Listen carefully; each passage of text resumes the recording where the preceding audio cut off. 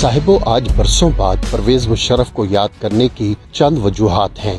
शख्सी खामियों खूबियों को एक तरफ रखकर उनके 8 साल 10 माह और 6 दिन के इक़्तिदार का जायजा लीजिए। उनके इक़्तिदार में $60 से ऊपर न जा सका। उन्होंने मुश्किल तरीन लम्हात में हिकमत अमली से पाकिस्तान को बचाया। इक़्तिदार से पहले उन्होंने कारगिल में दुश्मन को बुरी तरह फंसा लिया था। फिर एक जमहूरी बादशाह ने जीती हुई लड़ाई समझौते की सूरत में दुश्मन के कदमों में रख दी और अपना नुकसान करवा लिया। नामवर कॉलम निगार मजहर बरलास अपने एक कॉलम में लिखते हैं कि परवेज मुशर्रफ ने प्राइवेट टीवी चैनल्स की इजाजत दी, यही चैनल उन पर तनकीद करते रहे। वो मसला कश्मीर के हल के करीब पहुंच गए थे। फिर राह के चंद अफसरान ने अपने हुक्मरानों का ड्राफ्ट ही बदल दिया। परवेज मुशर्रफ आज भी इंडियन चैनल्स पर भारत को नाकुच चने चबवाते हैं। परवेज मुशर्रफ के दौर में कारोबार बहुत हुआ, IT का जहान आबाद हुआ, देहात में तरक्की हुई, आम लोगों के पास भी गाड़ियां आ गई। कई फैसलों का फैसला भी तारीख करती है। परवेज मुशर्रफ ने चीफ जस्टिस इफ्तिखार चौधरी से मुताल्लिक फैसला किया।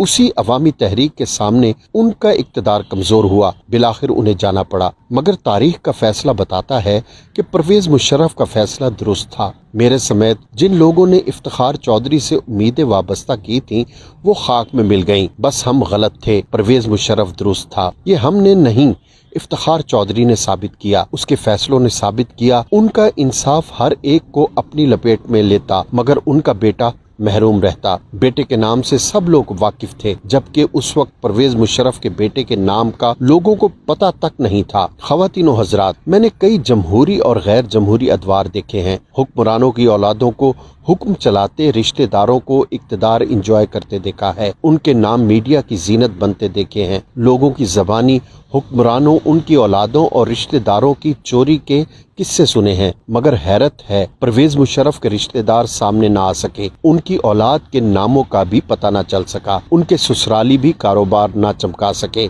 2-3 वाकयात मेरे इल्म में हैं, जिनसे परवेज मुशर्रफ के मुहज्जिब होने का पता चलता है। उनके रख रखाव का अंदाजा होता है। ISPR के कर्नल हसन ने जनरल जहांगीर करामत के बाद जनरल परवेज मुशर्रफ के साथ काम किया। एक दिन कर्नल हसन की किसी बात पर परवेज मुशर्रफ को इख्तलाफ था। उन्होंने खूब गुस्सा किया। कर्नल हसन परेशान हो गया। घर गया तो अहलिया से कहने लगा कि बस अब नौकरी गई। वो अगले दिन जर्नैल से जानबूझकर दूर रहा। तीसरे दिन कर्नल हसन काम में मसरूफ था कि लोगों के सामने परवेज मुशर्रफ कहने लगा, 3 दिन पहले मेरा कर्नल हसन से किसी बात पर शदीद इख्तलाफ हुआ, मगर मैं इकरार करता हूँ कि मैं गलत था और कर्नल हसन बिल्कुल दुरुस्त। मैं अपनी गलती मानता हूँ। हुक्मरान इक़्तिदार के दिनों में कहाँ गलतियाँ मानते हैं, बल्कि हमारे जमहूरी हुक्मरानों से अगर कोई इख्तलाफ करे तो उनकी आमरीत फौरन जाग उठती है। एक और दिन कर्नल हसन परवेज मुशर्रफ के घर गए। जर्नैल ने पूछा कि चाय पियोगे, तो कर्नल हसन ने कहा जरूर। इस दौरान कर्नल हसन लाई गई CD चलाने में मसरूफ हो गए तो परवेज मुशर्रफ ने कहा कि चाय आ गई है। कर्नल हसन ने पीछे मुड़कर देखा तो जनरल मुशर्रफ चाय का कप थामे खड़े थे।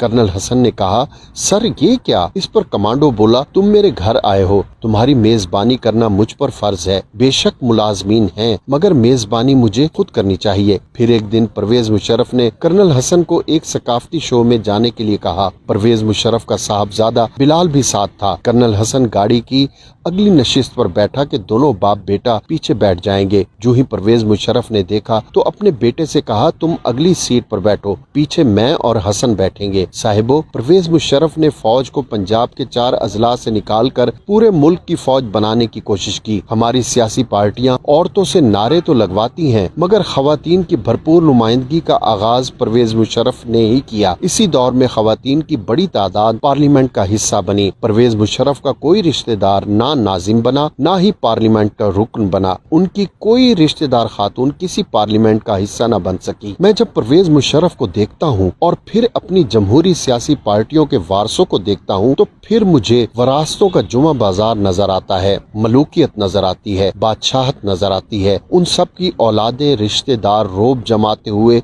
नजर आते हैं। इस सूरत हाल में मुझे प्रोफेसर डॉक्टर मकसूद जाफरी के 2 अशार याद आ रहे हैं कि आप भी सुनिए। आप कहते हैं तो कुछ हाल सुना देते हैं, अपनी आंखों ही को अब शमा बना देते हैं। कुछ परिंदे जो कभी शाख पे आकर बैठे, संगबाजी से उन्हें लोग